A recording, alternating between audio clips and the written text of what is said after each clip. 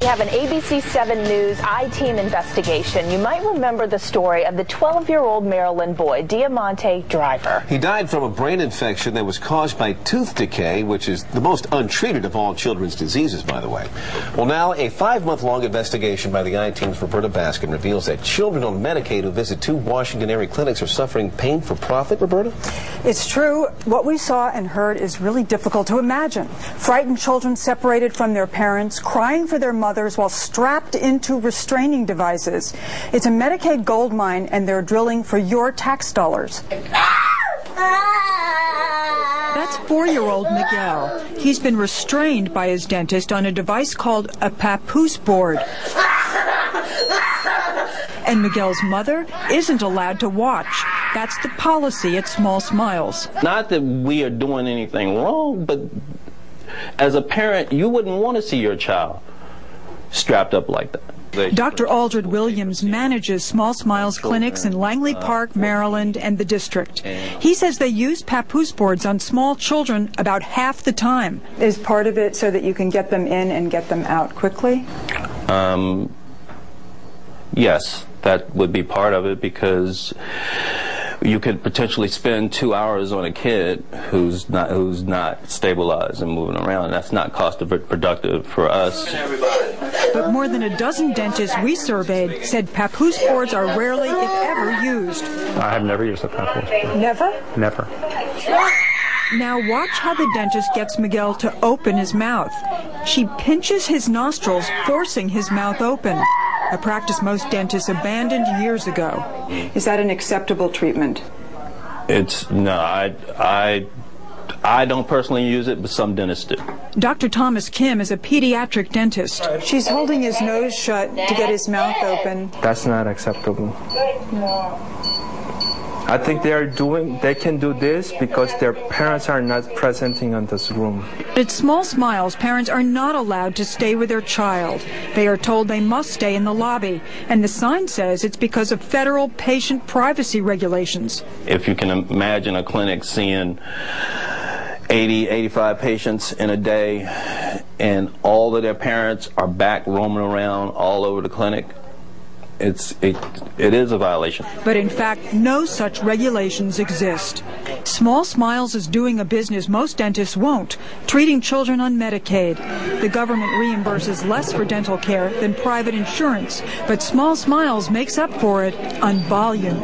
In fact, we've submitted so many claims to one particular managed care organization that they threw up the white flag and says, okay, you don't have to pre-authorize anything, just do the work, so we flooded the system. There are 63 of these Small Smiles clinics across the country, with nearly 3 new ones opening every month. They're all managed by a company named Forba, For Better Access. Dentists and staff are sent to their Colorado offices for training. Our trained professionals make kids feel safe and comfortable. But none of the Maryland, Virginia, or district clinics has a single trained pediatric dentist on staff.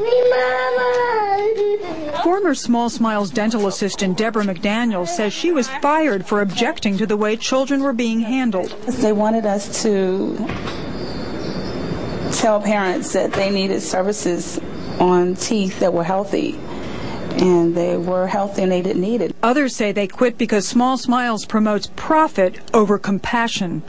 The bonus range from $500 to $1,500 a month. That's a lot of money. That's a lot of money.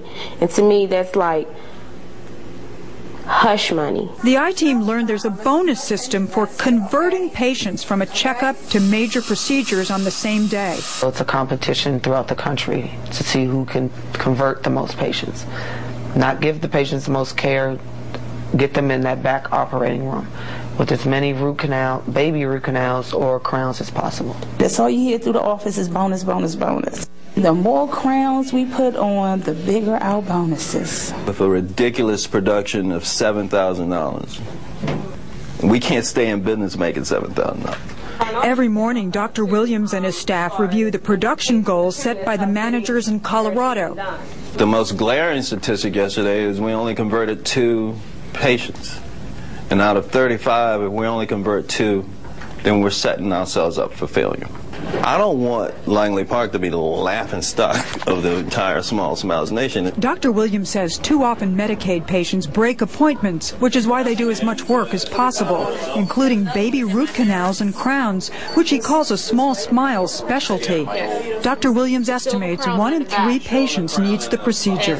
Up to how many crowns can you do in a sitting? We can do 5 to 6 crowns. In one sitting? In one sitting, yeah. Even more than that? Even more than that sometimes. Dr. Robert Camps is a nationally recognized authority on pediatric dentistry, and most of his practice in Frederick, Maryland is also on Medicaid. Dr. Camps worries that Small Smiles does baby root canals when simple fillings would work.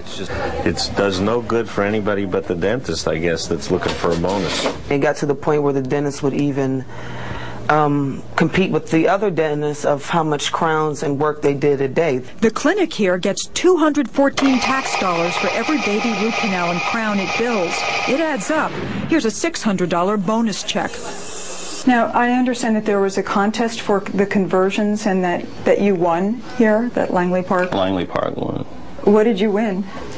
A trophy. For doing conversions? Yes. And bonuses? And yeah, there was a bonus too. Trina Crosby says multiple procedures can be traumatic for small children. They're sweating. Sometimes they urinate on themselves. They'll throw up. They teach us how to turn them to the side, suction the throw up out, flip them back over because, mind you, they're still strapped down. Former dental assistants also say they routinely took x-rays they were not certified to do. Yes, constantly.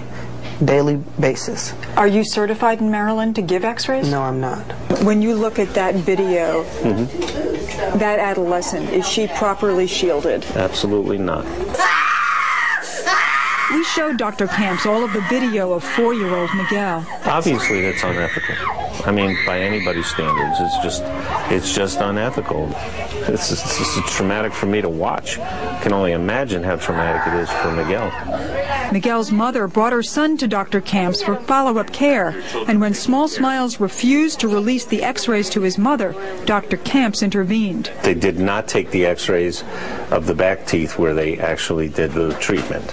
And there, for the first time, this mother got to witness her son's treatment at Small Smiles.